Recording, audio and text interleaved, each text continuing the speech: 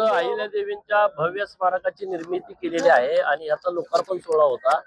या कार्यक्रमासाठी मी इकडे आलोय। मी गावकऱ्यांचं मनपूर्वक अभिनंदन करतो की पुढच्या पिढीला आदर्श देईल अशा पद्धतीनं अहिल्यादेवींचा विचार लोकांच्या मध्ये जाईल, अहिल्यादेवींच्या कामाचं स्मरण होईल अशा पद्धतीचे खूप चांगलं देखणं स्मारक गावामध्ये उभा केलेलं आहे।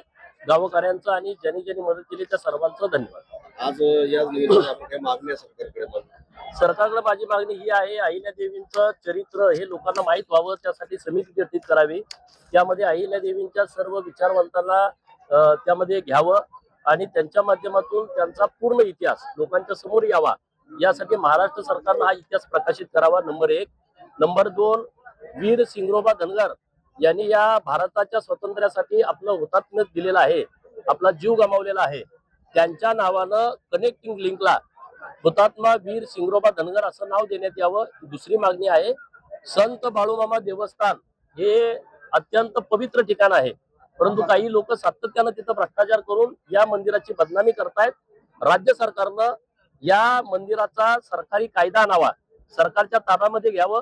21 लोकांची समिती गठीत करून त्या समितीमध्ये 11 मेंढपाळ बांधवांना त्यामध्ये समाविष्ट करून घ्यावा आणि त्याचा अध्यक्ष हा बाळूमामांचा मेंढपाळ भक्त राहील अशा पद्धतीची कायद्यात तरतूद करावी।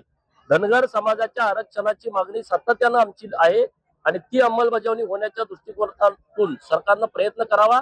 सरकारनं धनगरांची ठाम बाजू घ्यावी, कारण धनगर समाजामध्ये या आरक्षणाच्या संदर्भामध्ये अत्यंत काळजी आहे, काळजीचं वातावरण आहे आणि त्यामुळे सरकारनं आमची बाजू ठामपणे घ्यावी ही मागणी आपल्या माध्यमातून सरकारला आहे। राहुल गांधींचा पुणे दौरा सुरू आहे आणि पुणे दौऱ्याच्या सांगितलं की राहुल गांधी आल्याने भाजप घाबरत वगैरे काही नाही। या काँग्रेसवाल्यांनी त्यांच्या शाळेतली पोरं गाड्या लावून तिथं आणलेली आहेत। राहुल गांधी आले म्हणून काही उत्स्फूर्त पोरं आलेत अशातला भाग नाही, परंतु भारतीय जनता पार्टीच्या नेतृत्वाला माझी विनंती आहे, हे काँग्रेसवाले इकडे आपली मदत घ्यायला येतात आणि भाजपच्या विरोधामध्ये परत ती सगळी पोरं लावून वातावरण खराब करण्याचा प्रयत्न करतात। त्यांना परत पायताना जवळ उभा करू नये अशी माझी मागणी आहे। आणि राहुल गांधी पुण्यामध्ये आलेत आणि त्यांनी काहीतरी फार मोठं धोरण राबवणार आहेत। अरे तुमच्या आजोबा पंजोबापासून तुम्ही देशाच्या सत्तेमध्ये आहे, तुम्ही इथल्या युवकांच्यासाठी काय केलंय, काय धोरणं केली तुम्ही? अरे नरेंद्र मोदी साहेबांनी एक मी उदाहरण सांगतो, मेडिकल कॉलेजच्या संदर्भातला निर्णय केला। आमच्या गरीबाची पोरं मेडिकल कॉलेजला जाऊ शकत नव्हती, 1 कोटी 1.5 कोटी त्यांना फी भरावी लागायची। आज त्या मेडिकल कॉलेजच्या सीटा कमी केल्या आणि या गरिबांच्या पोरांना दिल्या, डायरेक्ट पोरं ऍडमिशन घेत आहेत, नाव त्यांचं येतंय। युनिव्हर्सिटींची संख्या दुप्पट केली तुम्ही। 65 वर्षामध्ये जेवढ्या युनिव्हर्सिटी केल्या त्याच्या दुप्पट युनिव्हर्सिटी गेल्या 12 वर्षामध्ये माननीय नरेंद्र मोदी साहेबांनी केलेत। मेडिकल कॉलेजची संख्या दुप्पट केली या 10 वर्षामध्ये। देवाभाऊ मुख्यमंत्री झाल्यापासून आणि नरेंद्र मोदी साहेब केंद्रात प्रधानमंत्री झाल्यापासून महाराष्ट्रामध्ये 16 मेडिकल कॉलेज केलेत। 16 मेडिकल कॉलेज केल्यामुळे सीटा किती वाढल्या बघा। आमची गरीबाची पोरं तिथे गेली बघा, किती मुलं त्या कॉलेजमध्ये गेली। एम्स हॉस्पिटल गरिबांना तिथं सुविधा नव्हत्या, किती दुप्पट संख्या केली। एअरपोर्टची संख्या दुप्पट करून टाकली।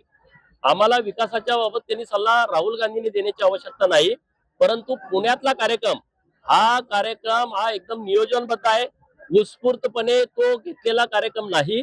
तिथं येणारा प्रत्येक युवक हा काही ना काही प्रयत्न करून गाड्या देऊन त्यांना यंत्रणा लावून तिथं आणलेला आहे। अखिल भारतीय विद्यार्थी परिषद जी आहे ती काय पहिल्यापासून काम करते विद्यार्थ्यांच्या प्रश्नावरती। आमचे युवा मोर्चाची पोरं काम करतायत, हे काय नवीन नाही ना। आता मी काय कुठं अभाविपमध्ये आहे का? माझ्याकडे जेव्हा MPSCच्या मुलांचा विषय होतो तेव्हा मी लावून धरतो। म्हणजे भारतीय जनता पार्टीचा लोकप्रतिनिधी किंवा भारतीय जनता पार्टीचा कार्यकर्ता याची भूमिकाच अशी आहे की विद्यार्थ्यांना सहज त्याचं शिक्षण मिळावं, चांगल्या दर्जाचं शिक्षण मिळावं। परीक्षाच्या विषयामध्ये सरकारकडून किंवा MPSC कडून काही त्रुटी राहत असतील तर त्या दुरुस्त व्हाव्यात, यासाठी आम्ही सातत्यानं प्रयत्न करतोय। आम्ही विद्यार्थ्यांच्या बाजूला ठामपणे आहोत। विद्यार्थ्यांना कसलीही अडचण आली तर त्यांनी कुठल्याही भारतीय जनता पार्टीच्या कार्यकर्त्यावर जरी संपर्क केला तर आम्ही त्यात न्याय मिळवून देऊ। थँक्यू।